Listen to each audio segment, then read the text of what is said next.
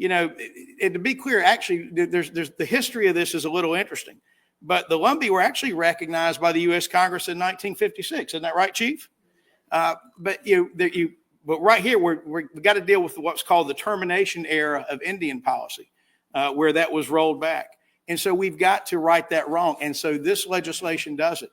Very proud to have joined our colleagues in the House to have included this language in the NDAA, which passed without objection.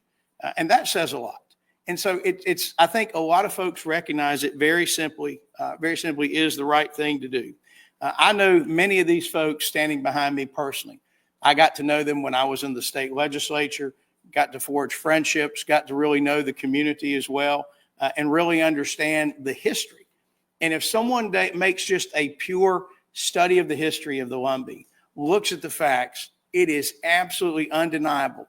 They are a fully vetted Indian tribe that should get the same federal recognition as other tribes. They've done a lot of great work. I'm very proud of the Catawba, the chief of whom is here today as well, Chief Harris, who have done so much for our region of the state. And I can tell you that recognizing the historical importance and the contributions of Native Americans, recognizing the importance of Indian tribes around the country is something that is the right thing to do. And righting the wrongs that have occurred in the past is absolutely key. And today, this hearing committee, this hearing that you'll be in, Senator, is a huge step moving this in the right direction. So I want to thank what the senators are now doing. I want to thank what I've been proud to be a part of what we did over in the House, and really just thank these folks who traveled from Robeson County. If you've never been to Robeson County, you need to go. You won't leave hungry, I promise that. But who traveled here from the Lumbee, who were here because they are this tribe, they love this tribe, and they are great, wonderful Americans. We're going to do the right thing today. They deserve the recognition, and you certainly can count me in to keep doing that. Thank you, Senator. The Lumbee tribe's lack of recognition has been a historic injustice, and I'm hopeful this group will finally receive the recognition it so profoundly deserves. And thank you to all of you that made the trip here to Washington, D.C. to stand for Let's Doing What Is Right. God bless you. For being here today. This is very significant for North Carolina and much beyond that. So there's more than 60,000 enrolled Lumbees, and I think they deserve true federal recognition and full benefits. That's what today's about. So originally, the state of North Carolina recognized the Lumbee in 1885.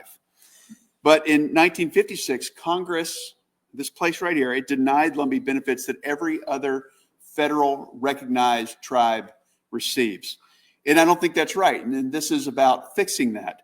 And I just want to thank the Department of Interior, which released a great statement today. I would encourage you in the press to pull this and to read the details of it. I think it's very significant.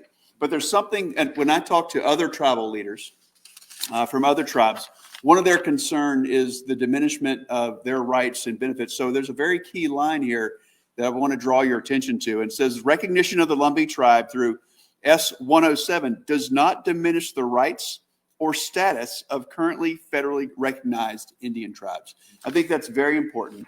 And Lumbee leadership has been making that argument for a very long time. And it's nice to also see that from the Department of Interior and from the administration.